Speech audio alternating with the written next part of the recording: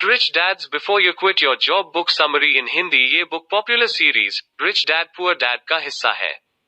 Robert Kiyosaki आपको अपना job छोड़कर एक बिजनेसमैन बनने के रास्ते पर गाइड करेंगे। इस बुक में आप सक्सेसफुल होने के लिए इंपॉर्टेंट लेसन सीखेंगे। अगर आप एक बिजनेसमैन बनने का रास्ता अपनाना चाहते हैं तो ये जरूर पढ़ें। ये बुक रॉबर्ट कियोसाकी जी ने लिखी है। विषय सूची rich dads before you quit your job book summary in Hindi. Business सीखें इस बुक से। इंट्रोडक्शन। क्या आप अपने रेगुलर 9 to 5 जॉब से थक चुके हैं? क्या आप एक एम्प्लॉय के रूप में काम करते करते बोर हो गए हैं? अगर हाँ, तो ये बुक आपके लिए है। शायद आप भी ऐसे लोगों को जानते होंगे जिन्होंने जॉब छोड़कर बिजनेस की शुरुआत की और आज वो काफी सक्सेसफुल हैं और अच्छा खासा कमा रहे हैं। आप भी उनमें से एक बन सकते हैं। ये बातें सिर्फ कोरी कल्पना नहीं है और ना ही कोई सपना है। इस बुक के ऑथर रॉबर्ट आपको सिखाएंगे कि अपनी जॉब छोड़कर एक लंबी छलांग लगाने से पहले आपको क्या क्या सीखने की जरूरत है। एक बिजनेसमैन बनना आसान नहीं है। इस बुक के जरिए आपको ये समझ में आएगा कि इस प्रोफेशन में सिक्योरिटी नाम की कोई चीज नहीं होती। इसमें आपको रेगुलर सैलरी और बेनिफिट नहीं मिलने वाले। आप ये भी जानेंगे कि नए बिजनेसमैन बार बार और कई बार फेल भी होते हैं, लेकिन मायने ये रखता है कि आप अपनी गलतियों से सीखकर कड़ी मेहनत करने के लिए तैयार हो। इस सफर की शुरुआत अपना माइंडसेट और नजरिया बदलने से होती है। हो सकता है कि आप सालों से एक एम्प्लॉय हो और एक एम्प्लॉय की तरह ही सोचते हो, लेकिन अब इसे बदलने का समय आ गया है। एक बिजनेसमैन किस तरह सोचता है, ये सीखने के बाद आपको फ्रीडम और सक्सेस दोनों मिलेंगे। एक सक्सेसफुल बिजनेसमैन बनने के लिए यहाँ कुछ खास लेसन बताए गए हैं। आइए एक एक करके उन्हें समझते हैं। Lesson #1 what is the difference between an entrepreneur and an employee. Rich dad poor dad एक बहुत ही मशहूर बुक है। उसमें जो पुअर डैड थे उनका कहना था कि मन लगाकर पढ़ाई करो, अच्छे मार्क्स लाओ ताकि आपको एक स्टेबल इनकम वाली अच्छी जॉब मिल सके। उन्होंने रॉबर्ट को भी एम्प्लॉय बनने के लिए एनकरेज किया। तो वहीं रिच डैड का कहना था कि अपना खुद का बिजनेस शुरू करो और उन लोगों को काम पर रखो जो आपसे ज्यादा स्मार्ट हैं। उन्होंने रॉबर्ट को एक बिजनेसमैन बनने के लिए एनकरेज किया। तो एक बिजनेसमैन और एम्प्लॉय में आखिर फर्क क्या होता है? एक एम्प्लॉय बिजनेस की शुरुआत होने के बाद उसमें काम करना शुरू करता है, लेकिन एक बिजनेसमैन को बिजनेस के शुरू होने से पहले ही काम पर लगना पड़ता है। सच्चाई तो यह है कि 99% नए बिजनेस अपनी 10th एनिवर्सरी के पहले ही बंद हो जाते हैं। ज्यादातर बिजनेस खराब प्लानिंग की वजह से फेल होते हैं। कंपनी का ओनर अपनी कड़ी मेहनत से बिजनेस को लंबे समय तक चलाने की कोशिश करता है। हालांकि ऐसा करने के कई सालों के बाद ओनर भी थक जाता है। काफी समय और पैसा उन एक्टिविटीज में लगानी पड़ती है जो असल में प्रॉफिट कमाने में कोई मदद नहीं करते। पहली बात, अगर किसी बिजनेस को खराब तरीके से डिजाइन किया गया हो तो ओनर की घंटों की कड़ी मेहनत भी उसे बचा नहीं सकती। रॉबर्ट के एक दोस्त थे जिनका नाम जॉन था। जॉन ने अपना बिजनेस शुरू करने के लिए एक बड़े बैंक में जॉब छोड़ दी थी। वो लोन ऑफिसर के रूप में काम करते थे जिसके लिए उन्हें अच्छी सैलरी मिलती थी। लेकिन उन्होंने देखा कि बैंक के जो सबसे अमीर कस्टमर्स थे वो बिजनेसमैन थे। जॉन सोचा करते थे, क्या कभी वो उनमें से एक बन पाएंगे? वो एक एम्प्लॉय की तरह नहीं बल्कि एक बॉस बनकर अपने तरीके से काम करना चाहते थे। इसलिए जॉन ने जॉब छोड़ दी और अपनी माँ के साथ एक छोटा सा फूड जॉइंट खोल लिया। वो वहां लंच सर्व करते थे। उन्होंने शहर में कॉर्पोरेट ऑफिस के पास एक जगह रेंट पर ली। हर रोज जॉन और उनकी माँ सुबह 4 बजे उठते और खाना तैयार करने में लग जाते। दोनों कम दाम पर अच्छा खासा खाना परोसने के लिए कड़ी मेहनत कर रहे थे। वो कम दाम लेते थे लेकिन प्लेट भरकर खाना देते थे। रॉबर्ट अक्सर वहां खाने और उनसे बातें करने जाते थे। जॉन बहुत खुश लग रहे थे। उन्हें कस्टमर्स को सर्व करना बहुत पसंद था। वो अक्सर रॉबर्ट से कहते, किसी दिन हम भी एक बड़ा नाम होंगे। हम लोगों को काम पर रखेंगे ताकि वो हमारे लिए कड़ी मेहनत कर सकें। लेकिन वो दिन कभी नहीं आया। जॉन की माँ गुजर गई थी। जॉन ने जॉइंट बंद करके एक रेस्टोरेंट में मैनेजर की पोस्ट के लिए अप्लाई किया। अब जॉन एक बार फिर से एम्प्लॉय बन गए थे। आखिरी बार जब रॉबर्ट उनसे मिले तो जॉन ने बताया कि उनकी सैलरी कम थी लेकिन उन्हें कम घंटे काम करना पड़ता था। अब आप कहेंगे कि कम से कम जॉन ने बिजनेस चलाने की कोशिश तो की और उसने बहुत कड़ी मेहनत भी की। अगर उनकी माँ जिंदा होती तो हो सकता था कि उनका बिजनेस बढ़ जाता और वो बहुत पैसा कमा लेते। रॉबर्ट को जॉन की माँ से बहुत लगाव था। वो इस बात से दुखी थे कि इतनी मेहनत करने के बावजूद उनका बिजनेस फेल हो गया था। लेकिन ये फेलियर भी बिजनेसमैन होने का एक हिस्सा है। जॉन के बिजनेस को डिजाइन करने के तरीके में कुछ गलती थी। एक सक्सेसफुल बिजनेस को इस तरह डिजाइन किया जाना चाहिए ताकि वो अपने ओनर के ना होने के बावजूद भी चलता रहे और ग्रो करता रहे। यही एक बिजनेसमैन का असली काम होता है। उसे एक ऐसा बिजनेस मॉडल बनाने की जरूरत है जो उसके होने या ना होने के बावजूद कस्टमर्स को वैल्यू दे सके, लोगों को काम पर रख सके, ग्रो कर सके। रॉबर्ट के अनुसार बिजनेस में 4 तरह के लोग होते हैं। पहला है एम्प्लॉय, दूसरे हैं खुद का बिजनेस चलाने वाले छोटे बिजनेस ओनर्स, तीसरे हैं बड़े बिजनेस ओनर्स जो 500 या उससे ज्यादा एम्प्लॉयज को काम पर रखते हैं, और चौथे हैं इन्वेस्टर्स। बिजनेस ओनर्स का ये मानना है कि अगर आप कोई काम एक सीनियर मैनेजर और सिक्योरिटी गार्ड दोनों ही कंपनी के एम्प्लॉय हैं, उन्हें रेगुलर सैलरी मिलती है, ऐसे लोगों को सेफ और फिक्स्ड इनकम चाहिए। ठीक से करवाना चाहते हैं तो आपको उसे खुद करना चाहिए। ऐसे लोगों को दूसरों पर कम विश्वास होता है, इसलिए इनका बिजनेस ज्यादा बड़ा नहीं हो पाता। ये छोटे बिजनेस ओनर्स सारे काम खुद संभालते हैं। वहीं दूसरी ओर बड़े बिजनेस ओनर्स अच्छा सिस्टम बनाने में और टैलेंटेड लोगों को काम पर रखने में विश्वास करते हैं। ऐसा करने से कंपनी ओनर की लगातार निगरानी के बिना भी बड़ी हो सकती है। इन्वेस्टर्स वो होते हैं जो छोटे और बड़े बिजनेस की तलाश में रहते हैं, जो उनके पैसों का सही इस्तेमाल कर उसे और बढ़ा सके। लेसन है to learn how to turn bad luck into good luck. ये चैप्टर अपनी गलतियों से सीखने के बारे में है। आपको फेलियर को या अपनी गलतियों को बैड लक के रूप में नहीं देखना चाहिए। आपको उन्हें अपने बिजनेस को और खुद को ज्यादा जानने के मौकों के रूप में देखना चाहिए। गलतियां स्टॉप सिग्नल की तरह होती हैं। ये वार्निंग साइन के जैसे हैं, जिसका मतलब है कि आपको रुककर सोचने की जरूरत है, यानी आप कहीं ना कहीं भूल कर रहे हैं और आपको उस भूल का पता लगाने की जरूरत है। ये हमें कुछ नया सीखने का मौका देती है। इसलिए अगर अगली बार आप फेल होते हैं तो निराश मत होइए, आपको बस रुककर सोचने की जरूरत है। आपको गुस्सा और दोष देने की फीलिंग्स को साइड में रखना होगा। अपना नजरिया बदलें और इस बात को एक्सेप्ट करें कि फेल होना बुरा नहीं है। इससे आपको हताश होकर चीजों को बीच में छोड़ना नहीं है, बल्कि ये समझना है कि आप क्या गलती कर रहे थे और उससे सीखना है। आइए रॉबर्ट के पुअर डैड की कहानी सुनते हैं। 50 की उम्र में वो गवर्नमेंट जॉब से रिटायर हुए और उन्होंने खुद का बिजनेस शुरू किया। उन्होंने एक फेमस आइसक्रीम ब्रांड की फ्रेंचाइजी ली। पुअर डैड ने सोचा कि ये बिजनेस तो फेल हो ही नहीं सकता, क्योंकि लोग उस ब्रांड के दीवाने थे। लेकिन सिर्फ 2 सालों में ही उनकी दुकान बंद हो गई और उनका सारा पैसा डूब गया। इस घटना की वजह से उन्हें बहुत गुस्सा आ रहा था और वो काफी उदास भी हो गए थे। अपने बिजनेस के फेल होने के लिए उन्होंने फ्रेंचाइजर को दोषी ठहराया। उन्होंने अपनी गलतियों से कुछ नहीं सीखा। उनके स्टोर में कुछ गिने चुने लोग ही आया करते थे, लेकिन इसके अलावा उनके लॉयल कस्टमर्स नहीं बन पाए। वो स्टोर में घंटों अकेले बैठे रहते। यहाँ सबक ये है कि किसी और को दोष देने की बजाय उन्हें तुरंत इस बात को एक्सेप्ट कर लेना चाहिए था कि कहीं ना कहीं उनसे गलती हुई है। उन्हें अंधाधुन आगे बढ़ने की जगह रुककर थोड़ा सोचना चाहिए था। उन्हें अपनी गलतियों का पता लगाकर उसे सुधारना चाहिए था, लेकिन उन्होंने इस पर गौर ही नहीं किया और एक के बाद एक दिन निकलते गए, जिसका अंजाम ये हुआ कि उनका दिवाला निकल गया था। पुअर डैड ने बिजनेस के दौरान अपने स्टाफ को काम से निकाल दिया था ताकि वो कॉस्ट को कम कर सके और सारा काम खुद करने लगे। इसके बाद उनका अपने बिजनेस पार्टनर से झगड़ा हुआ। उन्होंने एक लॉयर की मदद से फ्रेंचाइजर पर केस कर दिया। पुअर डैड ने अपना सारा पैसा अपनी गलतियों का दोष दूसरों पर लगाने में खर्च कर दिया। फेलियर एक्सेप्ट कर एक नई शुरुआत करने के बजाय वो हालात बद से बदतर करते चले गए। एक बिजनेस खड़ा करने के प्रोसेस में फेलियर वो सच है जिसे टाला नहीं जा सकता। इसलिए जितनी जल्दी आप अपनी गलतियों से सीखेंगे उतना ही आपके लिए अच्छा होगा। यहाँ एक कॉमन प्रोसेस बताया गया है जिसे हर एक बिजनेसमैन को गुजरना पड़ता है। पहला, अपने बिजनेस की शुरुआत करें। दूसरा, फेल होने पर अपनी गलतियों से सीखें। तीसरा, एक गाइड या गुरु की तलाश करें। चौथा, अगर फिर फेल हुए तो हताश होने की जगह फिर उसे सीखें। पांचवा, अपने बिजनेस के बारे में और जानने की कोशिश करें या ट्रेनिंग लें। छठा, अगर फेल हुए तो फिर उससे सीखें। सातवां, अगर आपने सक्सेस हासिल कर ली तो आप थोड़ा रिलैक्स कर सकते हैं। आठवां, आप अपनी सक्सेस का जश्न मना सकते हैं। नौवां, अपने बिजनेस से होने वाली इनकम पर ध्यान दें और अपनी हार और जीत का हिसाब रखें। 10वां, फिर से शुरू कर पहले स्टेप पर जाएं।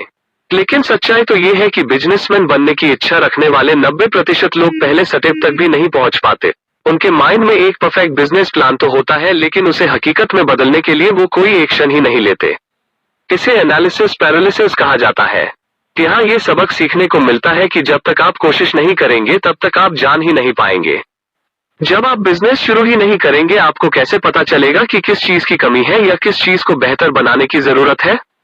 जब तक आपके पास सीखने के लिए कोई बिजनेस नहीं होगा, आप बिजनेसमैन नहीं बन सकते। फेल होना बुरा नहीं है, लेकिन अपनी गलती न मानना या उससे कुछ न सीखना बहुत बुरा है। हम इंसान हैं और कभी कभी गड़बड़ हो जाती है। मायने ये रखता है कि आप गलती को पहचान कर उससे सीखें और दोबारा खड़े होने का जज्बा दिखाएं। अगर आप ऐसा नहीं कर सकते तो आप हमेशा के लिए एक एम्प्लॉय बनकर रह जाएंगे। फिर आप कभी नहीं जान पाएंगे कि अपना बिजनेस चलाना कैसा लगता है। Lesson #3 know the difference between your job and your work. एक दिन रिच डैड ने रॉबर्ट से काम, वर्क और जॉब के बीच के फर्क के बारे में पूछा। सवाल सुनकर रॉबर्ट कंफ्यूज हो गए और उन्होंने कहा, क्या आप एक ही चीज का जिक्र नहीं कर रहे हैं? जॉब का मतलब ही काम होता है ना? रिच डैड मुस्कुराने लगे और कहा, नहीं, दोनों में फर्क है। जॉब वो है जिसके लिए आपको पैसे दिए जाते हैं, लेकिन आपको काम के बदले हमेशा पैसे नहीं मिलते। एग्जाम्पल के लिए पढ़ाई करना, ट्रेनिंग या रिसर्च करना, ये सब काम है। ये वो काम है जो आप जॉब की तैयारी के लिए करते हैं। रिच डैड का मानना है कि आप जितना ज्यादा काम करेंगे आपको जॉब में उतनी ज्यादा सैलरी मिलेगी। जो लोग पढ़ते नहीं, ट्रेनिंग नहीं लेते या रिसर्च नहीं करते, उन्हें जॉब में कम पैसे मिलते हैं। ये बात हर जगह लागू होती है, फिर चाहे आप बिजनेसमैन हो या एक एम्प्लॉय। लॉयर्स और डॉक्टर्स को कई साल ट्रेनिंग लेनी पड़ती है। उन्हें कई घंटों तक काम करना पड़ता है जिसके लिए उन्हें पैसे नहीं दिए जाते। लेकिन ट्रेनिंग खत्म करने के बाद जब वो प्रोफेशनल बन जाते हैं तब वो पैसा कमाना शुरू करते हैं। और क्योंकि उन्होंने 10 या उससे ज्यादा सालों तक काम किया है, वो अपने फील्ड में एक्सपर्ट हो जाते हैं जिसके लिए उन्हें अच्छी खासी फीस मिलना शुरू हो जाती है। यही बात एक बिजनेसमैन पर भी लागू होती है। अगर एक बिजनेसमैन ने तैयारी नहीं की या अपना होमवर्क नहीं किया तो उसका छोटा सा बिजनेस फेल होना तय है। एक एम्प्लॉय हर काम के बदले में पैसा चाहता है, ये उसका माइंडसेट होता है। जब तक आप इस तरह की सोच रखेंगे, आप कभी भी एक बिजनेसमैन नहीं बन सकते। एम्प्लॉय उम्मीद करते हैं कि उनकी कंपनी उन्हें फ्री में ट्रेनिंग दे। वो उम्मीद करते हैं कि उनके बॉस उन्हें अपनी स्किल को बेहतर करने का मौका देंगे, लेकिन ये सोच बिल्कुल गलत है। एम्प्लॉयज अपना खाली समय अक्सर फिल्में देखने में, गपशप करने में बिता देते हैं। वो अपने फ्री टाइम को कुछ सीखने के लिए यूज नहीं करते। कोई भी आपको एक्स्ट्रा काम के लिए पैसे नहीं देगा, लेकिन इसका फायदा आपको बाद में होगा। अगर आप खुद की नॉलेज को बढ़ाएंगे तो आपके पास पैसा कमाने के ज्यादा मौके होंगे। अब प्रोफेशनल एथलीट्स को ही ले लीजिए। उन्होंने कई सालों तक फ्री में काम किया। उन्होंने कम उम्र से ही ट्रेनिंग लेना शुरू किया। ना जाने वो कितनी बार गिरे, उन्हें कितनी चोट आई, लेकिन वो डटकर प्रैक्टिस करते रहे। क्योंकि इन लोगों ने हर डिटेल पर ध्यान दिया, अपने स्किल को इम्प्रूव किया, उन्हें नेशनल टीम में जगह मिली और उन्होंने इंटरनेशनल गेम्स जीतकर देश का नाम रोशन किया। क्या आपको लगता है कि जब फेमस रॉक बैंड बीटल्स ने शुरुआत की थी तो उन्हें बहुत पैसे मिलते थे? नहीं, बिल्कुल नहीं। कई सालों तक कोई नहीं जानता था कि बीटल्स कौन थे। तो वे लिवरपूल के सिर्फ एक नौसिखिया रॉक बैंड थे। बीटल्स ने फेमस होने के पहले कई क्लब्स में पूरी रात परफॉर्म किया है। उनकी रोज की जो टफ ट्रेनिंग थी उसने उन्हें एक महान और उम्दा आर्टिस्ट बनाया। बीटल्स ने अपना होमवर्क किया और उसी कारण वो इतने सक्सेसफुल हुए। अगर हम पुअर डैड की कहानी के बारे में सोचे तो उन्होंने कोई होमवर्क नहीं किया था, इसलिए उनका बिजनेस फेल हो गया। रॉबर्ट ने B1 ट्रायंगल या बिग बिजनेस इन्वेस्टर ट्रायंगल के बारे में बताया है। अगर आप सक्सेस के शिखर तक पहुंचना चाहते हैं तो आपको 5 फैक्टर्स को ध्यान में रखना होगा। पहला है प्रोडक्ट, दूसरा है लीगल, तीसरा है सिस्टम, चौथा है कम्युनिकेशन और पांचवा है कैश फ्लो। BI ट्रायंगल को 5 लेवल में डिवाइड किया गया है। प्रोडक्ट सबसे टॉप पर है और कैश फ्लो सबसे नीचे। इन पांचों लेवल्स को ठीक से मैनेज किया जाए तो बिजनेस में तरक्की होना तय है। पुअर डैड का प्रोडक्ट कमाल का था, लेकिन वो कम्युनिकेशन और मार्केटिंग में चूक गए। उन्होंने सोचा कि आइसक्रीम का वो ब्रांड इतना पॉपुलर था कि वो कस्टमर्स को अट्रैक्ट करने के लिए काफी था और उनके बिजनेस के सक्सेसफुल होने की गारंटी थी। असल में पुअर डैड ने एक सस्ती जगह के पुराने शॉपिंग मॉल में अपना स्टोर खोला था। इसके बजाय उन्हें ऐसी जगह रेंट पर लेनी चाहिए थी जहां काफी लोगों का आना जाना लगा रहता है। वो आइसक्रीम का ब्रांड पॉपुलर था, पुअर डैड का स्टोर नहीं। क्योंकि वो एक फ्रेंचाइजी था, पुअर डैड ने 4 फैक्टर्स को पूरा कर लिया था, जो था कैश फ्लो, सिस्टम, लीगल और प्रोडक्ट। लेकिन 5वां फैक्टर कम्युनिकेशन सही नहीं था। पुअर डैड ने फ्रेंचाइजी खरीदने की जल्दबाजी की ताकि उन्हें बिजनेस को नए सिरे से शुरू ना करना पड़े। वो एक बने बनाए बिजनेस से प्रॉफिट कमाना चाहते थे। वो फ्री में काम करने के लिए तैयार नहीं थे और उसके कारण वो एक बिजनेसमैन के जॉब में फेल हो गए। उन्होंने अपना सारा पैसा खो दिया और दोबारा एक एम्प्लॉय बनकर रह गए। Lesson #4 success reveals your failures. Businessman बनने से पहले रॉबर्ट जेरोक्स कॉर्पोरेशन में जॉब करते थे। उस समय वो कंपनी के सबसे खराब सेल्समैन थे। वो एक भी प्रोडक्ट बेच नहीं पाते थे और अपने साथियों से काफी पीछे थे। इसलिए रॉबर्ट ने सलाह मांगने के लिए रिच डैड को बुलाया। तुम एक दिन में कितने कॉल्स करते हो? रिच डैड ने पूछा। रॉबर्ट ने कहा 3 या 4, लेकिन ज्यादातर वक्त वो कॉफी शॉप में या पेपरवर्क करने में बिताते थे। उन्हें ये कॉल्स करने में बड़ी शर्म आती थी। रॉबर्ट को रिजेक्शन से नफरत थी, इसलिए वो कम से कम कॉल करना चाहते थे। रिच डैड ने कहा कि पूरी दुनिया में ऐसा एक भी इंसान नहीं है जो रिजेक्ट होना पसंद करता है। बस कुछ गिने चुने लोग ही हैं जो अपने डर को दूर कर ऐसे कॉल्स करने में बेहतर हो जाते हैं। फेलियर को रोकने के लिए आपको जल्द से जल्द फेल होने की जरूरत है। जी हाँ, आपने बिल्कुल ठीक सुना। जितनी जल्दी आप फेल होंगे, उतनी ही तेजी से आप अपनी गलतियों से सीखेंगे। अगर आप ऐसा नहीं कर सकते तो आप पीछे भी हट सकते हैं, लेकिन इससे आप सिर्फ एक लूजर बनकर रह जाएंगे। रिच डैड ने सलाह दी कि रॉबर्ट को नाइट शिफ्ट में एक अलग सेल्स जॉब ले लेनी चाहिए। उन्होंने ऐसा इसलिए कहा ताकि रॉबर्ट जल्द से जल्द फेल हो सके। लेकिन रिच डैड की बात सुनकर रॉबर्ट शिकायत करने लगे। उन्होंने कहा कि वो रात में काम नहीं करना चाहते, इसके बजाय वो नाइट क्लब में पार्टी और एंजॉय करना चाहते थे। रिच डैड ने पूछा, तुम सच में एक बिजनेसमैन बनना चाहते हो या नहीं? एक बिजनेसमैन की सबसे जरूरी स्किल होती है प्रोडक्ट बेचना। सेल्स के बिना कोई बिजनेस टिक नहीं सकता। अगर आप एक प्रोडक्ट भी नहीं बेच सकते, तब आपके लिए एक एम्प्लॉय का रोल ही परफेक्ट है। इसलिए रॉबर्ट ने फिर से कोशिश की, लेकिन लोगों ने फिर उन्हें रिजेक्ट कर दिया। वो हमेशा कहते, सॉरी, हमें इसमें कोई इंटरेस्ट नहीं है, या अगर तुम यहाँ से नहीं गए तो मैं फौरन पुलिस को फोन कर दूंगा। तब जाकर उन्हें रिच डैड की बात समझ में आई कि जॉब में सैलरी मिलने से पहले आपको फ्री में काम करने की जरूरत होती है। इसलिए रॉबर्ट ने चैरिटी के काम के लिए अपना नाम आगे किया। इस काम में उन्हें लोगों को कॉल कर पूछना था कि क्या वो कुछ पैसे दान करना चाहते थे। रॉबर्ट जेरोक्स में अपना जॉब खत्म कर शाम को 7-9 काम करने लगे, और सच में वो बहुत तेजी से फेल हुए। अब दिन में 3 या 4 कॉल की बजाय रॉबर्ट 20 कॉल कर रहे थे। उन्हें बार बार रिजेक्ट किया गया और वो इस फेलियर को बेहतर ढंग से हैंडल करना सीख रहे थे। रॉबर्ट धीरे धीरे लोगों से हाँ कहलवाने के लिए सही शब्दों का इस्तेमाल करने लगे। वो ज्यादा अच्छे से बात करना सीख गए थे। इस तरह अपने एक्स्ट्रा काम में वो जितनी तेजी से फेल हुए, उतनी ही तेजी से जेरोक्स में अपनी जॉब में कमाने लगे। अब वो सबसे बुरे सेल्समैन नहीं थे। हर बीतते दिन के साथ वो प्रोडक्ट बेचने में और भी बेहतर होते जा रहे थे। जेरोक्स में अपने चौथे साल में वो कंपनी के बेस्ट सेल्समैन बन गए। अब वो बड़ी आसानी से किसी को कुछ भी बेच सकते थे। तब उन्हें एहसास हुआ कि वो अब एक बिजनेसमैन बनने के लिए बिल्कुल तैयार हो गए थे। Lesson #5 the process is more important then the goal. अब रॉबर्ट ने अपने पहले बिजनेस की शुरुआत की। उनका प्रोडक्ट था नायलॉन सफर वॉलेट। ये एक बहुत ही बेहतरीन प्रोडक्ट था। वो और उनके पार्टनर मार्केटिंग करने में उस्ताद थे। आश्चर्य की बात तो देखिए कि जो लड़का एक प्रोडक्ट नहीं बेच पाता था, वो खुद का बिजनेस शुरू कर करोड़पति बन गया था। वो यंग थे और अपनी सक्सेस देखकर उनका सिर 7वें आसमान पर पहुंच गया था। अपने पैसों से उन्होंने रेसिंग कार खरीदी, पूरी रात पार्टी करते रहे। लेकिन कुछ समय बाद उनका बिजनेस खराब होने लगा। अपने बिजनेस में उन्होंने प्रोडक्ट और कम्युनिकेशन फैक्टर को ठीक से अप्लाई किया था, लेकिन कैश फ्लो, सिस्टम और लीगल में मात खा गए। जब बिजनेस बढ़ने लगा तो रॉबर्ट और उनके पार्टनर इन तीनों फैक्टर को संभाल नहीं पाए। इस वजह से उन्हें काफी नुकसान उठाना पड़ा।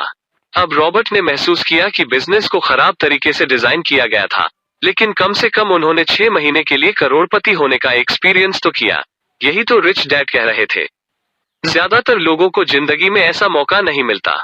ज्यादातर लोग एक जॉब और रेगुलर सैलरी से ही संतुष्ट हो जाते हैं। ऐसे लोगों का समय घर पर या ऑफिस में ही बीत जाता है।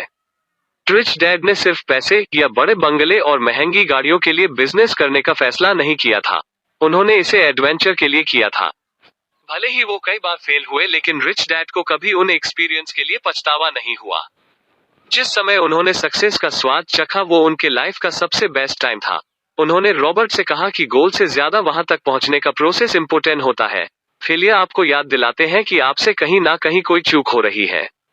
आपको हमेशा सीखते रहने की जरूरत है ताकि आप सक्सेस की ओर बढ़ सकें।